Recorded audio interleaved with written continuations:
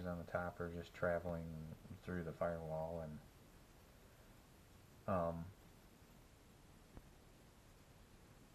for whatever accessory I add to the thing at any given point in time, they're already pre-wired to switches and everything inside there, so don't have to keep going through the firewall every time you want to come out here and add a stupid LED light or something. But anyways,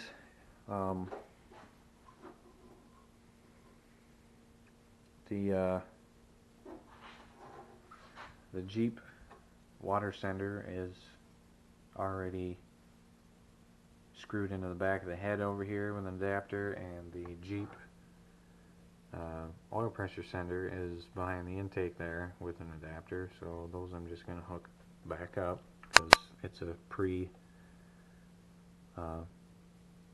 know, the newer Jeeps where they're running everything through the PCM, and these are just individual circuits, so it's got to lengthen this. This is the water sender wire, and the other, here's your oil sender plug. So I just got to run that back to the back of the intake and hook those back up, and obviously the gas gauge is still going to work and the voltmeter is still going to work, so it's just a matter of getting the speedometer and the tach to work. It shouldn't be too bad to do.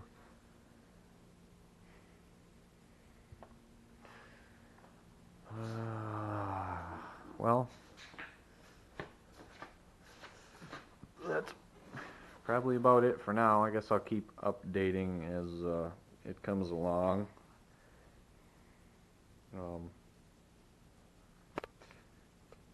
I haven't made a whole lot of progress on it because I've been working on this one. This is a friend of mine's Jeep. He did a bunch of work for me, and he wanted to do a V8 swap just like I wanted to do.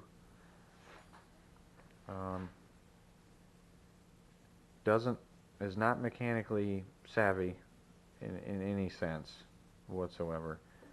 So got involved in the project with another guy at his house, and it made a little bit of progress on it, and then it just kind of nothing happened with it. Sat for 2 years, so I had a bunch of work that I needed done on another pickup, paint work, and he does that. I don't. And I told him if he did that, I'd get his Jeep running.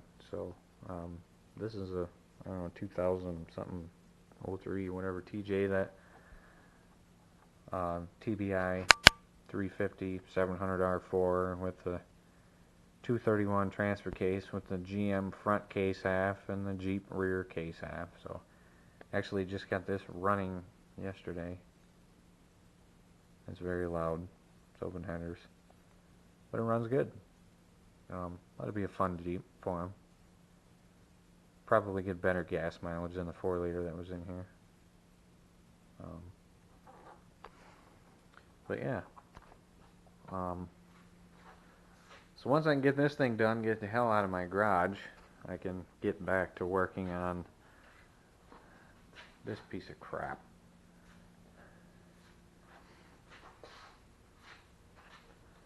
And then once I can get this done,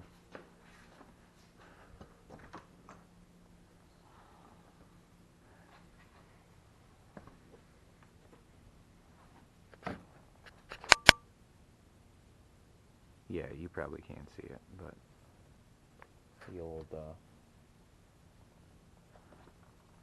mud truck is out there.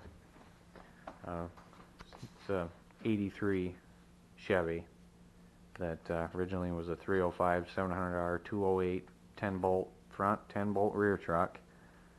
I've had for like 12 years. It's got a 14-bolt disc brake swap in the back. It's got a 60 in the front now.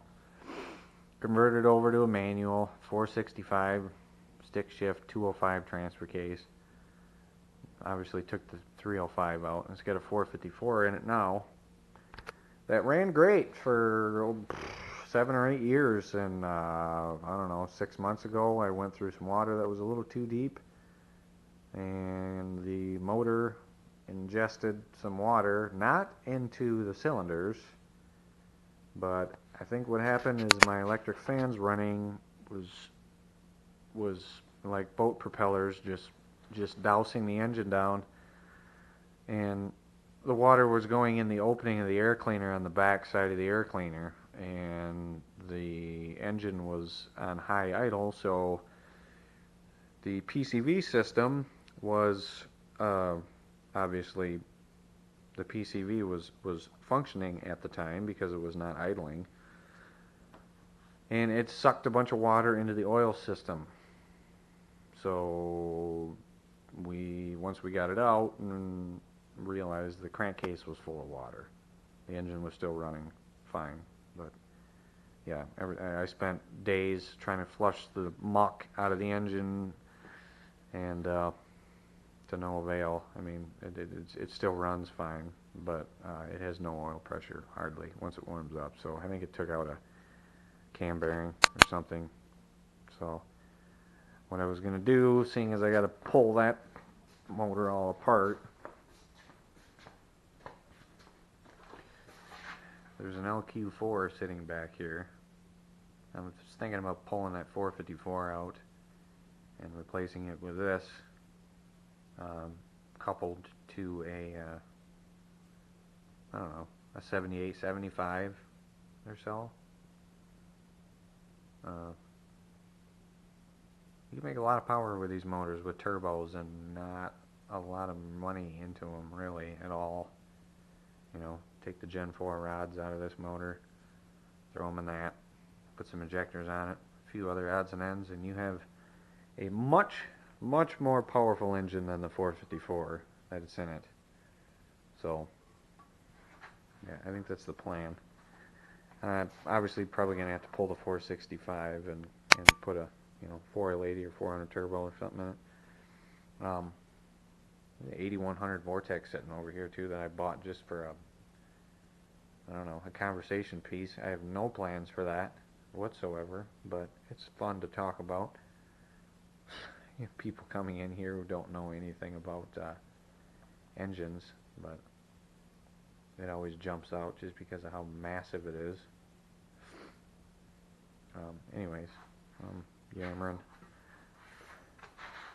So yeah, that's the this is the thing I'm wasting my time and money on at the moment. See the high left jack up there? Don't put a high left jack on the roof if you go trail riding. That was a shitty idea. That thing grabs all kinds of tree limbs and everything, and smashing tree limbs on the roof and trying to break windows and stuff with it. But put them on the back with a tire carrier. So I will keep whoever is bored enough to watch my videos, I will keep you updated. I don't know, hopefully the next video is this thing firing up with open headers and pissing off the neighbors about 2 o'clock in the morning. And yeah, we'll go from there. Thanks for watching.